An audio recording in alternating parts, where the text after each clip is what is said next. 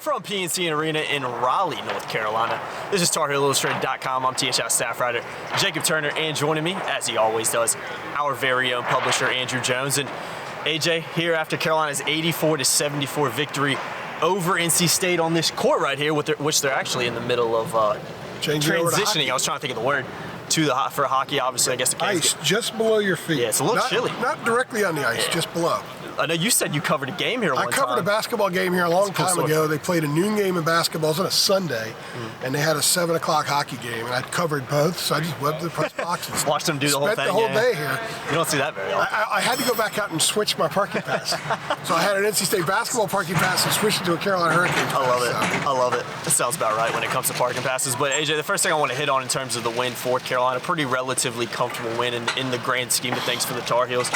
But let's start with Armando Bacot. Set a record today for Carolina. Just a big-time play. Another big-time performance from Armando again. Continues to impress. We hit on it in our preview podcast looking ahead to this game in Syracuse. And we said that one of the keys to victory for Carolina was to dominate down low. We saw that once again. So really, really big game from Armando Bacot once again, and just continues to make that push for ACC Player of the Year. It was my first key in the 5 keys, and really it's not rocket science because NC State has had huge issues defending the interior. Quentin Post from BC went for 18 the other night. Yeah. Okay. Not to be disrespectful to Quentin Post, but that kind of illustrates the issues the Wolfpack has had. But it goes back to when Manny Bates got injured like a minute into the season. They haven't been able to defend the basket since. No rim protector. So it was basketball 101 for the Tar Heels. Armando scored the first 6 points, 8 of the first 11. He only had 11 at the half, but then in that stretch in the second half when State cut it to 11, Carolina went right to Armando, layup, dunk, turnaround jump shot, drew a foul on another one, hit a free throw. Next thing you know, he's into the 20s. Yep. Tar Heels have a 20-plus point lead, and that whatever hope State had of making a push, it was ended. Armando was awesome. What he did today, 28 points, 18 rebounds, 5 block shots, first Carolina basketball player ever to go for 20-plus, 15-plus, and 5-plus in the same game. We've had some good bigs in Carolina, too. Let's not forget about it. I had a one-on-one last week with Armando, and we talked about the numbers. And I said, your name's being thrown out there with Billy Cunningham. Lenny Rosenbluth, Tyler Hansbrough, Antoine Jamison. And here it goes again. This is his 22nd double-double. This was his 8th 15-plus rebound game. Only 2 other Tar Heels have grabbed 15 or more 7 times in a season, and that's Doug Moe and Billy Cunningham. That's nearly 60 years ago. Yeah. So, Hubert, actually, I love this. Earlier in the year, he took a lot of crap when he said Armando's the player of the year in the ACC. He did it like in late December. Yeah, it was still kind of early. All right, hold on. Come on, Hubert, there's a lot of games left. Did it again tonight, but he qualified it before he said it. He said, I know a lot of coaches say this about their guys, but, Armando took another step forward in that direction. Yeah, he was big time there. What a huge performance by him. This guy is an amazing player. The maturity that he plays with and how he handles himself and goes about his daily business in general right now is so different from 2 years ago. And when I had that conversation with him, I talked to Hubert about him too, one-on-one, a lot of it was about maturity. You go back to his freshman year, we're talking to him about January 5th or 6th, around the time I think that they lost to Pitt, right before they lost to Pitt.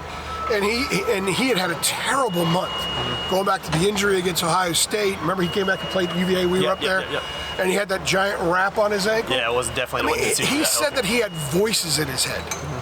Like he had these negative voices that were really impeding what he could do, kind of limiting what he could do. So it's a perfect example that if your mind's not right, body ain't gonna be right. Yeah, exactly. Yeah. But now you go fast forward 25 months and the mind is fantastic.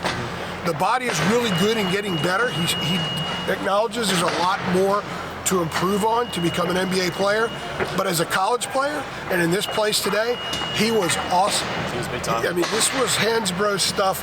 Luke May post monster numbers against NC State, and we used to joke with him about Garrison had a big game channeling his inner Tyler Hansbrough. Same with Garrison. Yeah. Oh, Garrison was huge here a couple years ago. So Armando was amazing today, and if Carolina can get him the ball in position to score on a regular basis, that is part of 4 or 5 necessary parts for them to be a better team than they've consistently been so far. Yeah, definitely. The second thing I want to hit on, let's talk about Leaky Black for a second. Obviously picked up that injury towards the end of the first half. We were sitting not on the same side of the court where he got hurt, but on the other side of the basket, if that makes sense. So we were pretty close to it. Been downplayed a lot by Carolina. I know Hubert said it wasn't anything serious. Hubert said that Leaky actually told him in the halftime locker room that he could keep playing in the second half, and Hubert was like, "Look, I don't believe you." Armando said it too. Yeah, Armando said it too. Want to be a little more cautious with it. Hyperextended knee is kind of what we're hearing. So obviously, the way Puff Johnson came in and stepped up and played really, really well in Leaky Black's absence was huge. But it's also, you hope for Carolina's sake, and Carolina will be hoping that Leaky can come back quicker rather than later, because obviously he has been a big part of this team in terms of what he does on the defensive end. Has hit some big shots for this team as well. And it's just kind of that fourth-year senior kind of guy that you need. So remains to be seen if he will play on Monday night. It seems like he will, but you never know with the knee. Got to let the swelling go down and let's see how things happen. But the way Puff stepped up in his absence, AJ, was huge for the Tar Heels, and one of the reasons they were able to kind of keep that wide margin in the second half. Shameless plug, go to our Twitter feed at Heel Illustrated, not Heels, at Heel Illustrated. I shot a video of Leaky right before the start of the second half, right in front of us. I think you were coming out with the camera. I was, yeah. And I was already in press row, and Doug Halverson, the trainer, was watching him, and so was Jonas Saratian, the strength and conditioning coach. They had Leaky kind of jog, maybe the distance of half court or so, back and forth a couple times. Looked pretty good. I sent that video out there, so go to our Twitter account. You can actually see it. Hunt for it. You'll find it there. It generated a lot of reaction. The vibe I get is that Leaky's going to be fine. Yeah, that's what it seems to be. Senior night's Monday, and the program has told us a couple times, Hubert and the program itself has told us that Leaky's got some thinking about, because of the NCAA giving everybody last year back.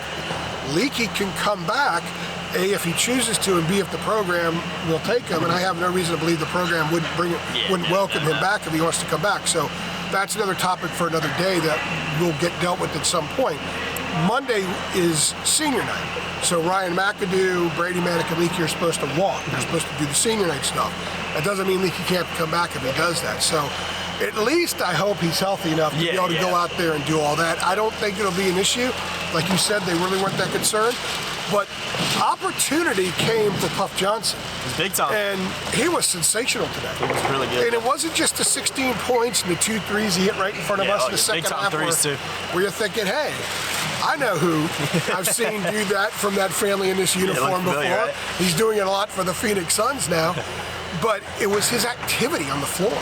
And we've seen it. Dina calls him a go-go gadget. Dina Brand and I did a great way podcast about 2 weeks ago, and she said, he's go-go gadget. and I was like, yeah, he kind of is. And that's what I was thinking about out there today, because he had 5 rebounds, which is a career high, but he got to about 3 other balls that he kept alive that Carolina grabbed. Mm-hmm. And they scored after one of them. I think it was ended up being a dunk to Armando. So his activity, the fact that you see the way the court opened up in the second half, because State had to respect his ability to shoot threes, and he wasn't hitting them at first, but he was taking them as if it was a normal part of his game. Yeah. And he came in with far more reputation to being a perimeter shooter than Leaky has ever been. So he gave them that element. So if Leaky can't go Monday, or let's say, Leaky's got a little soreness, you pull him out, you can put Puff in there. If anything, Puff is the first sub in a while to really show, hey, I can do a lot of different things for you, so you can trust me to go on the court and sub for a few guys. Kerwin had some good minutes the week they went to Clemson. Yeah. But Kerwin's more of a one-trick pony. Yeah, he's more of a shooter. Puff's just got a well-roundedness to his game, smart player, cerebral guy. He does, a lot of guys without much experience, they get in the court, sometimes they get in the way. Yeah. Especially when it's kind of fluid activity, when it's not designed. It's just, okay, there's a rebound, everyone's going for it. Puff doesn't get in the way. No, he doesn't. He's just got a wonderful feel for the game, got great IQ for the game, just like his brother did, just like his dad talks about. And that's what we saw today. So Carolina now knows they have at least that.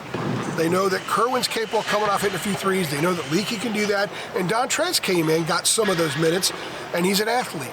He's at least that. So they've got a few things off the bench that when they've had to go to the bench here in the last few weeks, they've gotten something. The bench hasn't let them down, so that was a big plus today. And I think for Carolina fans, okay, if Leaky doesn't come back, that maybe is your starting 3 next year, and he gave a nice, healthy snapshot of what he can do. Yeah, I think he's got a lot of potential of what we saw today. And we've seen it before this season at times, too. It wasn't like the first time. This was just kind of his best performance. 29 minutes, 16 points, 5 rebounds, 3 or 4 deflected balls in the right direction on rebound situations. I think he had a deflection on defense. I don't know if he got credit for a steal.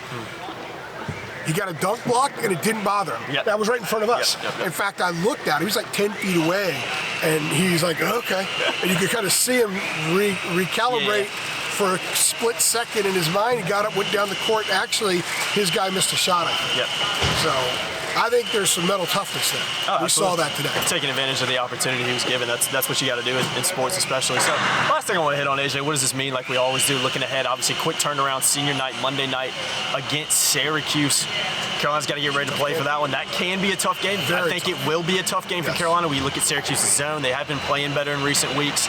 And it's just a tricky opponent that can come into Chapel Hill, I think, and cause Carolina some problems, especially coming off, an emotional rivalry game like this, just, 48 hours or more before it. So that comes up. Then you got Duke to round out the season.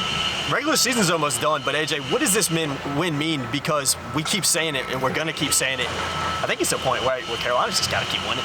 Well, there have been a lot of darts thrown at this team this year, and one of the darts has been, they're terrible on the road. Because you go back to Notre Dame, you go to Coral Gables, you go to Winston-Salem. That's in less than 3 weeks they lost those 3 games. 7-3 right now. They admittedly took Notre Dame lightly, and they weren't ready in Coral Gables, and they got punched by Wake and didn't respond. So those were 3 really, really bad losses for this team. But they've won 4 in a row on the road. They're 7-3 on the road. So, the NET being what it is, the NET is highly flawed. Go look and see where Vermont and Towson are and look at their Q1 and Q2 resume. It makes no earthly sense. So the committee, if they look at a wide range of things, having 7 true road wins is going to help. Oh, yeah. Especially when you go on the road in league play and you're playing rivals on the road. They've won in some full houses. This was basically full today. It wasn't the best atmosphere I've seen here when the Tar Heels come in, but it was one of the better atmospheres they played in this year, especially when State cut it under 10 and late in the first half, and the Heels responded with a 10-2 run to close out the half. State closed it to 10 early in the second half, and boom, Heels hit them with an 11-0 run. I think that was right before Puff started some of those shots. And that was what Armando was really involved in, I was talking about a few minutes ago.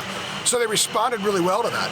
So the dart about they don't respond, well, we saw them respond. We saw them respond in Blacksburg. We saw them respond at Littlejohn. Some of those things are starting to come together. Of course, the real test is going to be next weekend. They're going to really find out what they're all about next weekend again.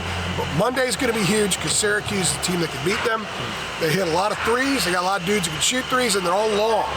So contesting the threes shot by 6'8" guys is not very easy, especially for a team like Carolina that's not defended the 3 that great. No, they haven't, no. So what else this also means to me is don't forget what Brady Manek did there. Yeah, he's big time. I don't want to forget about his performance. I think he went 16, 6, and 5. I was digging this up before we came out. I love this stat. All right.